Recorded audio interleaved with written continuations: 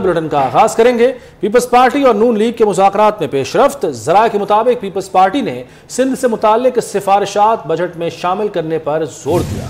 वज़ीर ख़ज़ाना इसहाक़ डार की तमाम तहफ़्फ़ुज़ात वज़ीर आज़म तक पहुँचाने की यकीन दहानी करा दी। दोनों जमातों ने मिलकर सैलाब मुतासरीन की मुश्किलात कम करने पर इत्तफ़ाक़ किया है। पीपल्स पार्टी और नून लीग के मुज़ाकरात में पेशरफ्त हुई है। ज़राए के मुताबिक पीपल्स पार्टी ने सिंध से मुतालिक सिफारिशात बजट में शामिल करने पर जोर दिया है। वज़ीर ख़ज़ाना इसहाक़ डार की तमाम तहफ़्फ़ुज़ात वज़ीर आज़म तक पहुँचाने की यकीन दहानी भी करा दी और दोनों जमातों ने मिलकर सैलाब मुतासरीन की मुश्किलात कम करने पर इत्तफ़ाक़ किया है। पीपल्स पार्टी और नून लीग के मुज़ाकरात में बड़ी पेशरफ्त हुई है। पाकिस्तान पीपल्स पार्टी नून लीग के मुज़ाकरात में बड़ी पेशरफ्त। बताया जा रहा है ज़राए की जानिब से कि पीपल्स पार्टी ने सिंध से मुताल्लिक सिफारिशात बजट में शामिल करने पर जोर दिया है, जबकि वज़ीर ख़ज़ाना इसहाक़ डार ने तमाम तहफ़्फ़ुज़ात वज़ीर आज़म तक पहुँचाने की यकीन दहानी करा दी। पीपल्स पार्टी और नून लीग से कोई इख्तलाफ नहीं। सियासी इख्तलाफ हुआ भी तो इसे ज़ाती इख्तलाफ में बदलने नहीं देंगे। Chairman Peoples Party Bilawal Bhutto Zardari ने कराची में मेयरशिप की कामयाबी जाली शोहदा के नाम कर दी। धांधली का इल्जाम लगाने वालों को कारकर्दगी से जवाब देने का अज़्म। जमात इस्लामी को सियासी जमातों से मिलकर काम करने का मशवरा दे डाला। मर्दमशुमारी पर तहफ़्फ़ुज़ात दोहरा दिए। आज हम पाकिस्तान पीपल्स पार्टी के तमाम शोधा को याद करते हैं और इस जीत को उनका नाम करते हैं।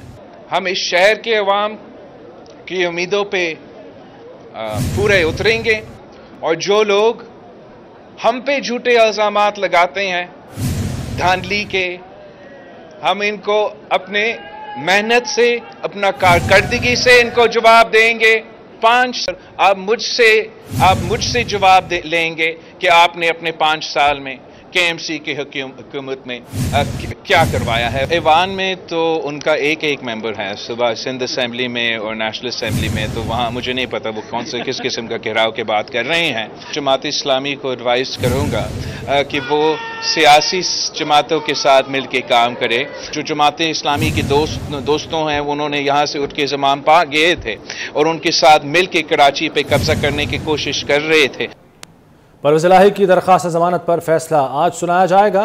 अदालत ने असम्बली में जाली भर्तियों के केस का फैसला कल महफूज किया था।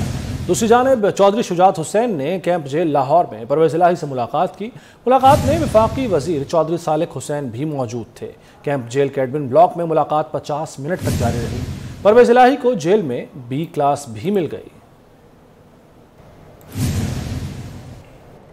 पीपल्स पार्टी ने चेयरमैन सेनेट की मराद का बिल मुस्तरद कर दिया है। वफाकी वज़ीर शासिया मरी ने अपने बयान में कहा है पीपल्स पार्टी चेयरमैन सेनेट की मराद का बिल मुस्तरद करती है।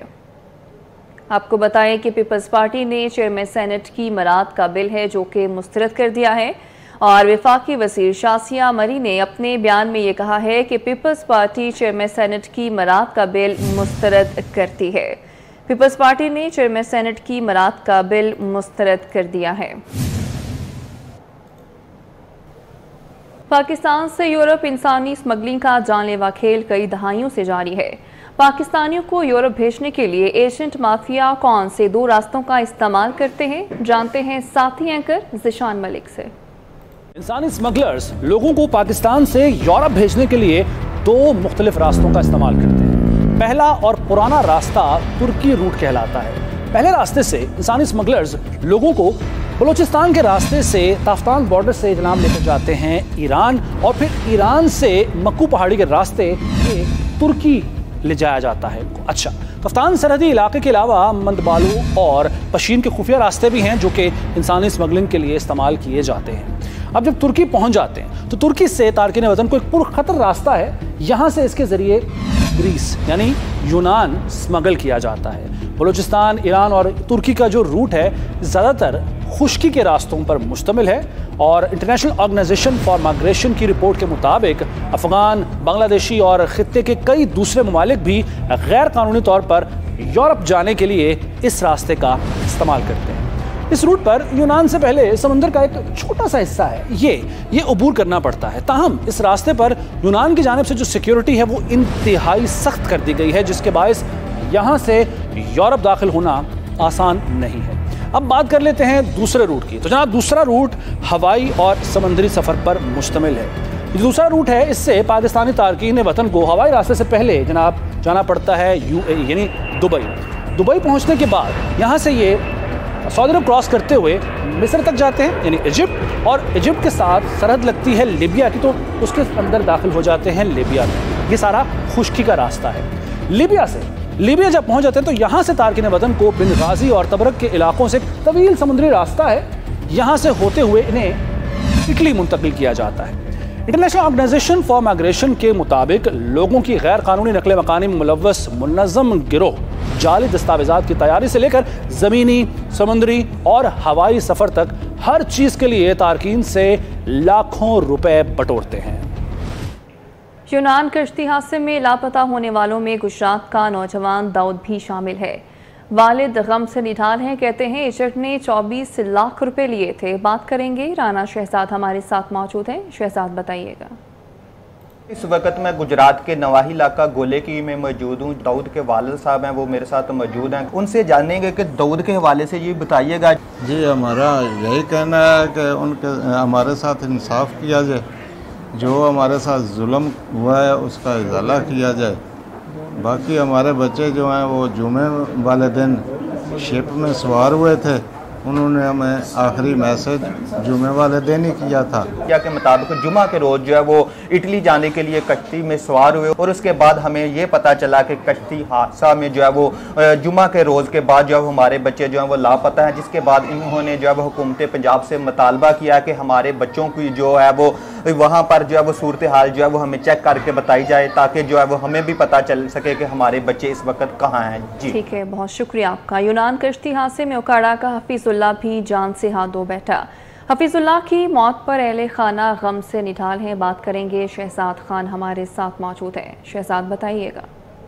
हाँ जी बिल्कुल, मैं इस वक्त मौजूद हूँ काड़ा के नवाही गाँव जदराका में, जहाँ पर यूनान कश्ती हादसे में जहाँ बाग होने वाले हफीजुल्लाह खान के इस वक्त घर पर मौजूद है। और इस वक्त शोक की, यहाँ पूरे इलाके में शोक की फिजा बरकरार है। यहाँ पर आने वाले शोबरान का तांता बधा हुआ है। इस वक्त हफीजुल्लाह के भाई, बड़े भाई जो मेरे साथ मौजूद हैं, उनसे जानते हैं कि उनके क्या जज्बात हैं, उनके भाई के साथ किस तरह यह हादसा पेश आया। 4 दिन का सफ़र बताया था, लेकिन आइंदा भी इस तरह के माँ के लगते जिगर कोई इस तरह इस सफ़र पे ना निकलें और इस माफिया के हत्थे ना चढ़े। जी ठीक है शहजाद, बहुत शुक्रिया आपका। कुछ मज़ीद खबरें शामिल करेंगे। पाकिस्तान में ज़िलहज का चांद नजर आ गया है। ईद उल अज़हा 29 जून बरोज़ जुमेरात को होगी। मरकज़ी रोयत हिलाल कमेटी का इजलास चेयरमैन अब्दुल खबीर आज़ाद की ज़ेर सदारत कराची में हुआ, जिसमें चांद नजर आने का ऐलान किया गया। मुख्तलिफ मकामात से माह ज़ुल्हज्जा का चांद नज़र आने की शहादतें मौसूल हुई, जिनमें इस्लामाबाद, लाहौर, बहावलपुर, खानपुर शामिल हैं, जहां चांद नज़र आ गया है अल्हम्दुलिल्लाह। और ईद उल अज़हा 29 जून 2023 बरोज़ जुमरात। सऊदी अरब में ईद उल अज़हा 28 जून को होगी। शेख डॉक्टर यूसुफ बिन मोहम्मद अब्दुल अजीज़ खुतबा हज पढ़ेंगे। डॉक्टर यूसुफ बिन मोहम्मद मस्जिद निमरा में नमाज ज़ोहर और असर की इमामत भी करेंगे। सऊदी फरमानवा शाह सलमान बिन अब्दुल अजीज़ ने मंजूरी दे दी। डॉक्टर यूसुफ बिन मोहम्मद सऊदी वजारत इस्लामी उमूर के नायब वज़ीर भी हैं। रूस के नायब वज़ीर ख़ारजा वफ़द के हमरा आज इस्लामाबाद पहुंचेंगे। पाकिस्तान और रूस के दरमियान दो तरफा सियासी मुशावरत का 5वां दौर आज होगा। तर्जुमान दफ्तर खारजा के मुताबिक रूसी वफ़द की क़यादत नायब वज़ीर ख़ारजा आंद्रे रोदेन्को करेंगे। मुशावरती इजलास में दो तरफा ताल्लुकात, बाहमी दिलचस्पी समेत दीगर शोबों में ताउन से मुताल्लिक़ उमूर का जायज़ा लिया जाएगा। वफूद की सतह पर अहम इलाकाई और आलमी उमूर भी ज़ेर गौर आएंगे। तो आपको आगाह कर रहे हैं कि रूस के नायब वज़ीर ख़ारजा अपने वफ़द के हमरा आज पहुँचेंगे इस्लामाबाद, और पाकिस्तान और रूस के दरमियान दो तरफा सियासी मुशावरत का ये 5वां दौर होगा जो आज होगा। और तर्जुमान दफ्तर खारजा के मुताबिक रूसी वफ़द की क़यादत नायब वज़ीर ख़ारजा आंद्रे रोदेन्को करेंगे।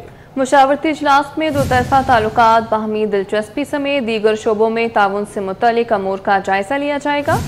वफूद की सतह पर अहम इलाकाई और आलमी अमूर भी ज़ेर गौर आएंगे। रूस के नायब वज़ीर ख़ारजा वफ़द के हमरा आज इस्लामाबाद पहुंचेंगे। पाकिस्तान और रूस के दरमियान दो तरफा सियासी मुशावरत का 5वां दौर आज होगा।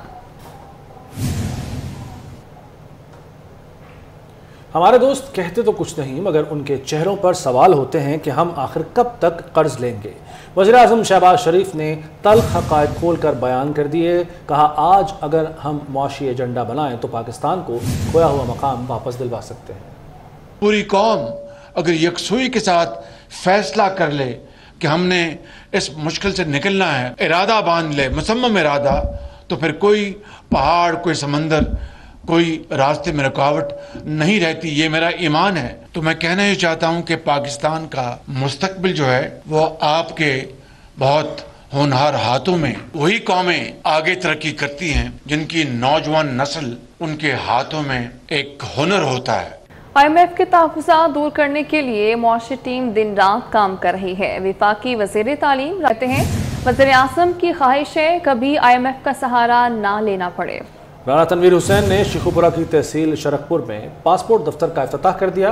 शरकपुर और फिरोजवाला में आवाम को दहलीज पर पासपोर्ट बनवाने की सहूलत मिल गई।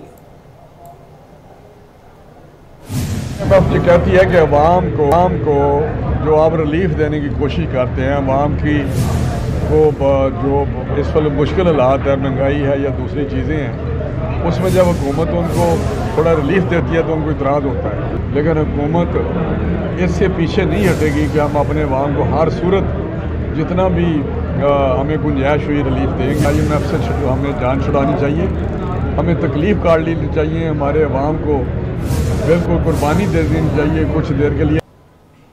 वज़ीर आला पंजाब मोहसिन नकवी इस वक्त मीडिया से गुफ्तगू कर रहे हैं। हम दिन रात काम कर रहे हैं। ये इन्होंने अप्रैल 2 को काम शुरू किया था ये वाला, और कॉन्ट्रैक्ट के मुताबिक इन्होंने 10 माह में ये प्रोजेक्ट मुकम्मल करना है। लेकिन इंशाल्लाह ताला हम ये 31 जुलाई से 14 अगस्त के दरमियान कंप्लीट करके इसको खोल देंगे। तो प्रैक्टिकली इसने फरवरी में कंप्लीट होना था, लेकिन हमारी कोशिश है कि ये जुलाई एंड अगस्त शुरू में इंशाल्लाह इसको खोल दें। एग्जैक्ट डेट इंशाल्लाह हम थोड़े दिनों में वो भी दे लेंगे। तो मेरा ख्याल है जिस तरीके से ये काम कर रहे हैं, और अभी उन्होंने कहा है कि ईद के ऊपर भी इनकी टीम इसी तरह काम करेगी, तो ये इस तरह बाकी भी जो कॉन्ट्रैक्टर हैं अल्लाह करे इसी तरह काम करें। और असल मकसद यही है कि ये लाहौर का मेन हब है, यहाँ से ट्रैफिक जैम होती है तो सारे लोगों को तकलीफ़ होती है, तो इससे बड़ा रिलीफ मिल जाएगा अगर ये टाइमली कंप्लीट कर लेते हैं। कमिश्नर DDLDA भी लगे हुए हैं, DC भी लगे हैं, सारे लोग इस पे आ रहे हैं, तकरीबन हर दूसरे दिन विज़िट भी कर रहे हैं। तो पब्लिक को, शादरा की पब्लिक को ख़ास तौर पे बड़ा रिलीफ है। प्लस हम पुश कर रहे हैं फेडरल गवर्नमेंट का जो प्रोजेक्ट चल रहा है अगला इमामिया कॉलोनी वाला, वो फाटक वाला। 2-3 रोज़ पहले मेरी प्राइम मिनिस्टर से जब बात हुई है तो उन्होंने भी ये कहा है फेडरल गवर्नमेंट के अपने लोगों को कि उसको भी जल्दी पुश करें। उन्होंने भी उनको 90 दिन का टाइम दिया, लेट्स सी क्या होता है। उन्होंने भी अभी शुरू किया है, तकरीबन 1 माह हो गया काम, तो होपफुली वो भी जल्दी कंप्लीट कर लेंगे। बजट पेश किया गया है आज पंजाब काबीना की जानिब से, आप इस बजट को किस तरह देखते हैं? इसमें क्या क्या रिलीफ आवाम के लिए है? मेरे ख्याल है एक तो कोई टैक्स नहीं है, दूसरा सबसे इम्पोर्टेंट है कि हमने एग्रीकल्चर के लिए तकरीबन 65 बिलियन रखे जो अगले 4 माह में खर्च कर लेंगे, और IT सेक्टर को हमने बिल्कुल टैक्स से एग्जेम्प्ट कर दिया है। किसी किस्म का जो टैक्स चल रहे थे वो ख़त्म कर दिए हैं, चाहे वो IT स्कूल है, कॉलेज है, IT के काम करने वाले, उन सब को हमने उसमें से निकाल दिया। अच्छा सर, ये बताइएगा कि जो इस वक्त ऑनगोइंग प्रोजेक्ट्स है उसके लिए भी बजट में आज आपने खुशखबरी सुनाई है कि उसको भी मुकम्मल करेंगे। दूसरा ये बताइएगा कि आप सोते किस वक्त हैं? रात के 1 बजने को है और आप हमारे साथ इधर प्रोजेक्ट का दौरा कर रहे हैं। आप सुबह भी आ जाना, सुबह भी साथ चलेंगे। CM साहब एक बात बताइएगा कि ये जब प्रोजेक्ट शुरू हुआ था तो इसका जो प्लान था वो बहुत बड़ा था। अब शेखुपुरा से अगर गुजरांवाला की ट्रैफिक में जाना तो उसके लिए कोई ब्रिज नहीं है, अब सिर्फ एक आने का एक जाने का है। नीचे ट्रैफिक का मेरे अंदाजा के मुताबिक जो जितना यहाँ पे रश है वो ऐसे ही रहेगा। हमने इसको ना बड़ा स्टडी किया है। 2-3 चीज़ें हैं, कल को जब भी रिक्वायरमेंट होगी ब्रिज बन जाएगा। दूसरा, सगियाँ का पूरा प्रोजेक्ट इंशाल्लाह अगले दिनों में, कल परसों या अगले दिनों में हम आपको वो भी देखेंगे, वो भी तकरीबन तैयारी के आखिरी मराइल में है। एक तो बहुत सारा लोड वहाँ चला जाएगा, उसके बाद नीचे अब राउंड अबाउट बना रहे हैं पूरा।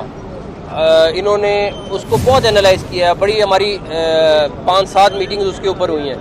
तो उससे कॉस्ट बहुत ज़्यादा जा रही थी ऊपर, और प्लस हम इंशाल्लाह आप देखेंगे नीचे सोल्यूशन निकल आएगा, क्योंकि जिस तरह का अगर ज़रूरत हुई तो अगली गवर्नमेंट जो भी होगी उसके ऑप्शन होगी बनाने की। एलिवेटेड एक्सप्रेस वे जो गुलबर्ग वाला मंसूबा है वो भी लाहौरियों को दे के जाएंगे सर? दुआ करें कुछ मंसूबे जो शुरू कर रहे हैं वो उनको जो चल रहे हैं वो कंप्लीट हो जाए। LDA के अंदर MCL के अंदर काफ़ी ज़्यादा फंड्स के इश्यूज आ रहे हैं, काफ़ी ज़्यादा मुश्किलात का सामना आ रहा है बार बार फंड्स के, तो उनको हल करने के लिए कुछ इक़दाम कर रहे हैं? बताएं जी, कोई फंड का इशू आ रहा है? कोई फंड का इशू नहीं। हाँ बिल्कुल कोई नहीं। बहुत शुक्रिया, thank you. King pulse university के विमेन टेक क्वेस्ट का 7वां एडिशन कराची, इस्लामाबाद और लाहौर में मुनक्किद हुआ, जिसमें तीनों शहरों से टेक्नोलॉजी के मैदान की 700 से ज़ायद ख़वातीन ने हिस्सा लिया। 2017 से शुरू किए गए विमेन टेक्नोलॉजी क्वेस्ट मुकाबलों के ज़रिए ख़वातीन को अपनी तकनीकी सलाहियतों की पहचान और उनके इजहार के लिए एक मुस्तनद प्लेटफॉर्म मुहैया किया जा रहा है। 10 पल्स के head of peoples and program Sayeda Sana Hussain के मुताबिक विमेन टेक क्विज के जरिए 5000 से ज़ायद ख़वातीन के करियर शुरू करने और तरक्की में मदद दी गई। स्पीकर सेशंस में जरताज अहमद, महविश वालियानी, अल्स भक्तानी, मिन्हा तारिक, असरा मुर्तज़ा, सबा कलसूम, सादिया खान, हुमा रजा और मेघा न्यू हाउस ने दीगर ख़वातीन से अपने तजुर्बात शेयर किए। कोडिंग, टेस्टिंग और डिज़ाइन मुकाबलों में 18 फातहीन का ऐलान किया गया। जीतने वालों को शील्ड्स और नकद इनामात दिए गए। तकरीब के इनेकाद में क्रीम और टेस्ट वर्दी ने ताउन किया।